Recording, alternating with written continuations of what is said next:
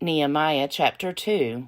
In the month of Nisan, in the 20th year of King Artaxerxes, when wine was served him, I carried the wine and gave it to the king.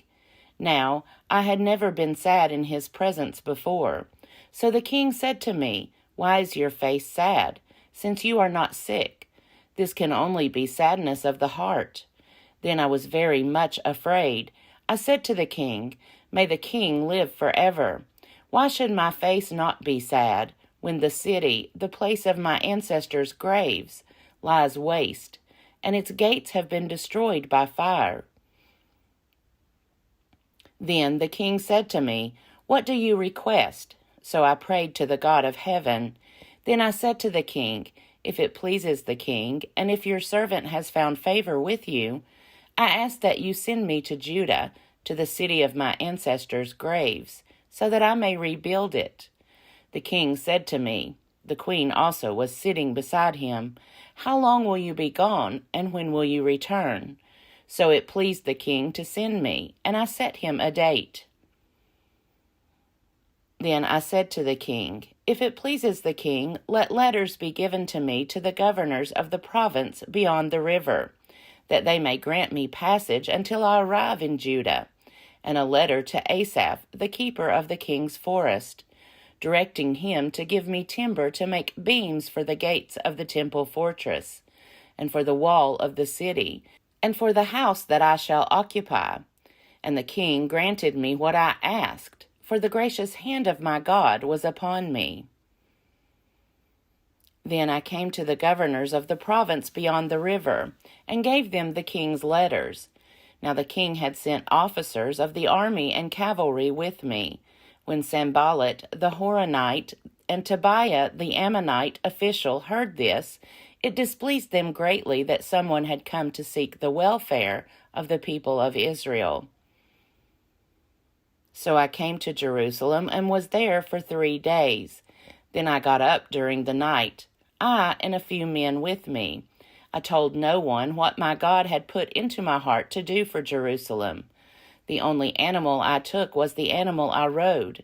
I went out by night by the valley gate, past the dragon's spring, and to the dung gate, and I inspected the walls of Jerusalem that had been broken down, and its gates that had been destroyed by fire. Then I went on to the fountain gate and to the king's pool, but there was no place for the animal I was riding to continue. So I went up by way of the valley by night and inspected the wall. Then I turned back and entered by the valley gate, and so returned. The officials did not know where I had gone or what I was doing.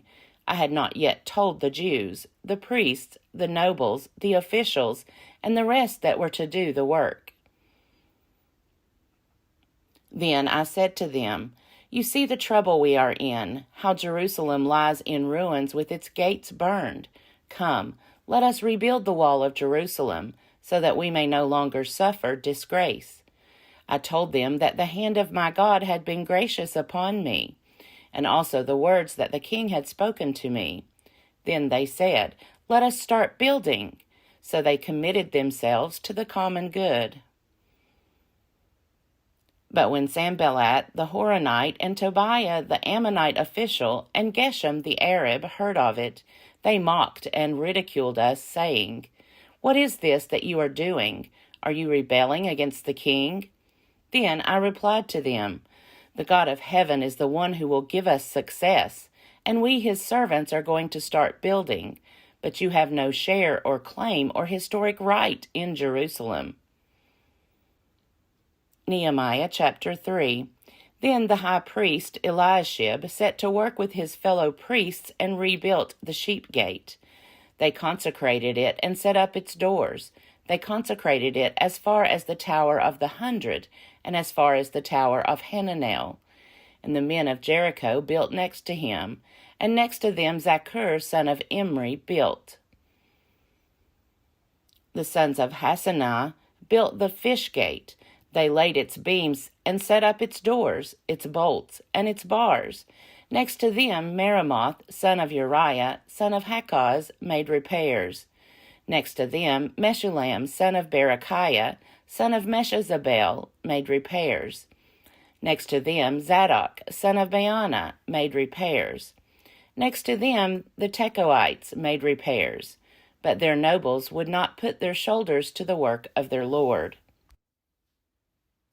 Joiada, son of Paseah, and Meshullam, son of Besodeiah, repaired the old gate. They laid its beams and set up its doors, its bolts, and its bars. Next to them repairs were made by Medelatiah, the Gibeonite, and Jadon, the Meronothite, the men of Gibeon and of Mizpah, who were under the jurisdiction of the governor of the province beyond the river. Next to them, Uzziel, son of Harhaiah, one of the goldsmiths, made repairs. Next to him, Hananiah, one of the perfumers, made repairs, and they restored Jerusalem as far as the broad wall. Next to them, Rephaiah, son of Hur, ruler of half the district of Jerusalem, made repairs. Next to them, Jedaiah, son of Haramath, made repairs opposite his house. And next to him, Hattush, son of Hashabneiah, made repairs. Malchijah, son of Haram, and Hashub, son of Pahath-Moab, repaired another section and the tower of the ovens. Next to him, Shallum, son of Hallohesh, ruler of half the district of Jerusalem, made repairs, he and his daughters.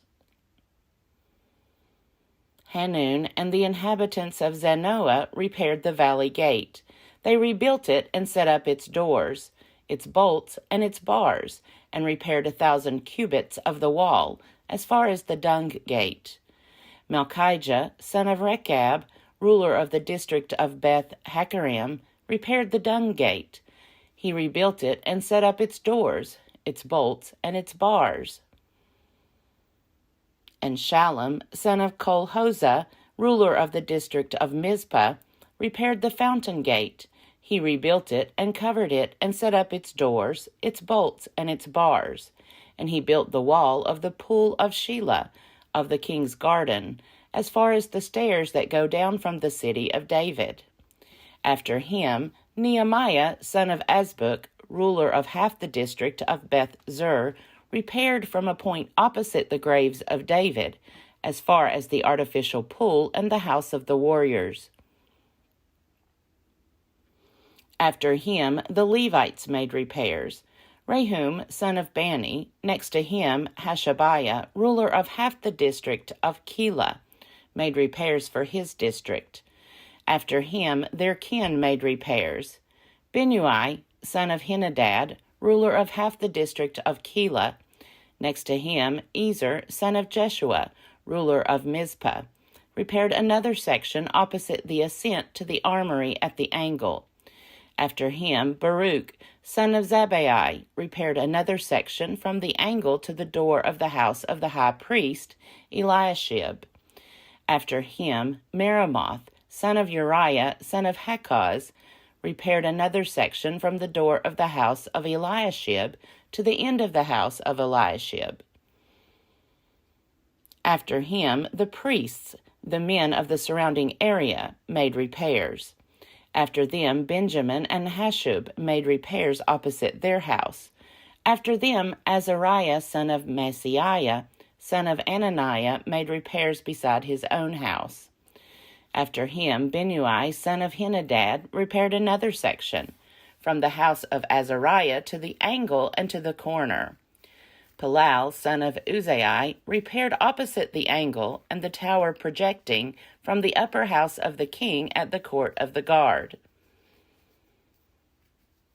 After him, Pedaiah, son of Parosh, and the temple servants living on Ophel made repairs up to a point opposite the water gate, on the east and the projecting tower.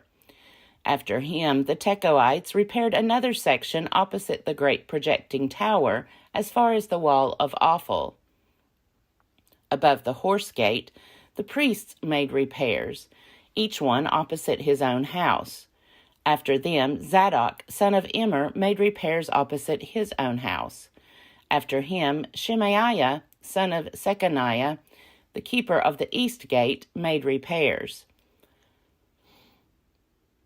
After him, Hananiah, son of Shelemiah, and Hanun, sixth son of Zalaph, repaired another section. After him, Meshullam, son of Berechiah, made repairs opposite his living quarters. After him, Melchijah, one of the goldsmiths, made repairs as far as the house of the temple servants and of the merchants, opposite the muster gate, and to the upper room of the corner. And between the upper room of the corner and the sheep gate, the goldsmiths and the merchants made repairs. Nehemiah chapter 4. Now when Sanballat heard that we were building the wall, he was angry and greatly enraged, and he mocked the Jews. He said in the presence of his associates and of the army of Samaria, "What are these feeble Jews doing? Will they restore things? Will they sacrifice? Will they finish it in a day? Will they revive the stones out of the heaps of rubbish, and burned ones at that?" Tobiah the Ammonite was beside him, and he said, "That stone wall they are building, any fox going up on it would break it down. Hear, O our God, for we are despised. Turn their taunt back on their own heads, and give them over as plunder in a land of captivity. Do not cover their guilt, and do not let their sin be blotted out from your sight, for they have hurled insults in the face of the builders." So we rebuilt the wall, and all the wall was joined together to half its height, for the people had a mind to work. But when Sanballat and Tobiah and the Arabs and the Ammonites and the Ashdodites heard that the repairing of the walls of Jerusalem was going forward and the gaps were beginning to be closed, they were very angry, and all plotted together to come and fight against Jerusalem and to cause confusion in it. So we prayed to our God, and set a guard as protection against them day and night. But Judah said, "The strength of the burden bearers is failing, and there is too much rubbish so that we are unable to work on the wall."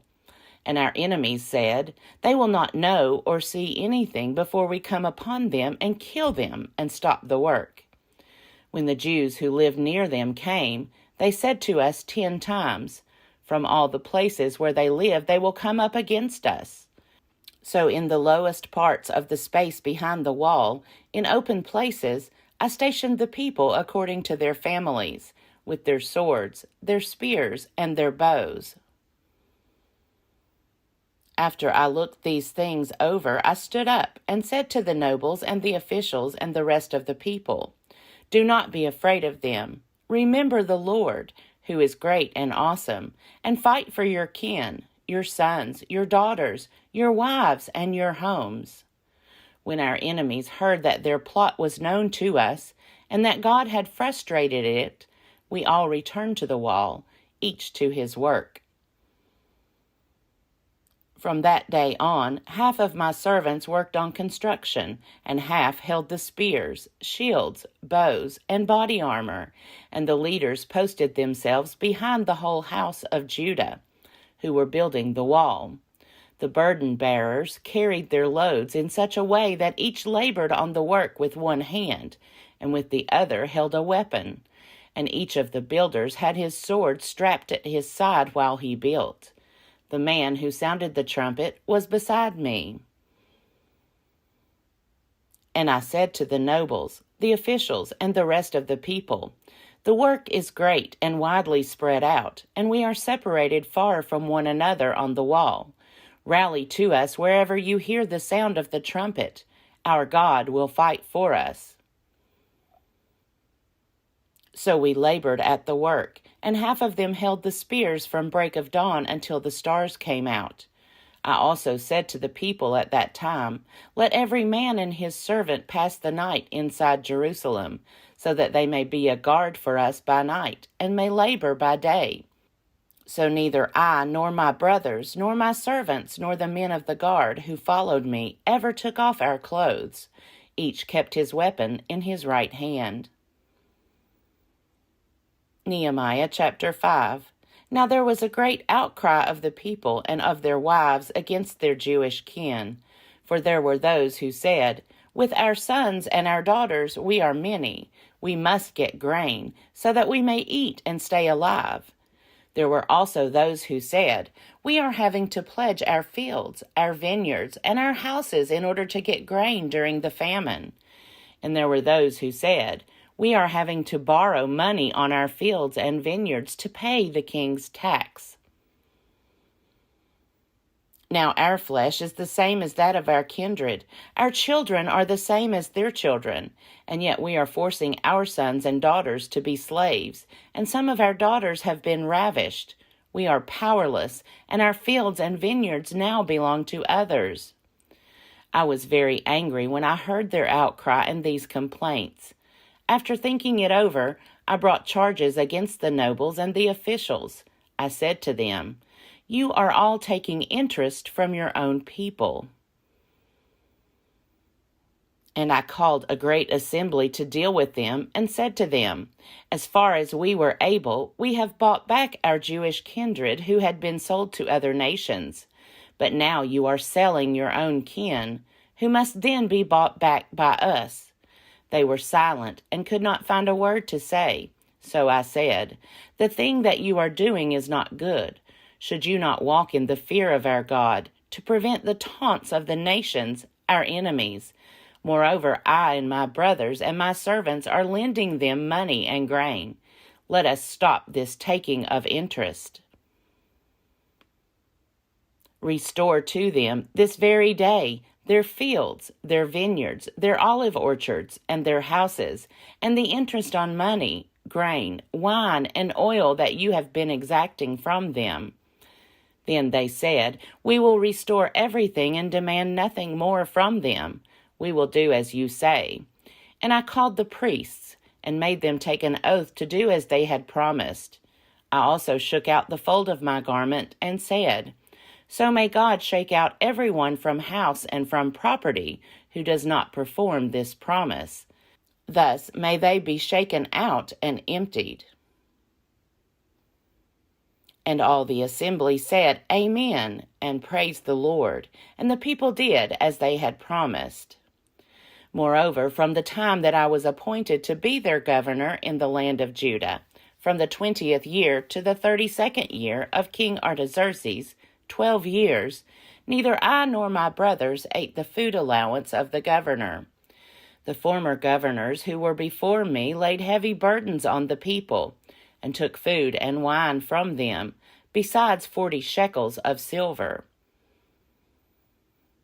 Even their servants lorded it over the people, but I did not do so, because of the fear of God. Indeed, I devoted myself to the work on this wall, and acquired no land, and all my servants were gathered there for the work. Moreover, there were at my table 150 people, Jews and officials, besides those who came to us from the nations around us. Now that which was prepared for one day was 1 ox and 6 choice sheep. Also fowls were prepared for me, and every 10 days skins of wine in abundance. Yet with all this I did not demand the food allowance of the governor, because of the heavy burden of labor on the people. Remember for my good, O my God, all that I have done for this people.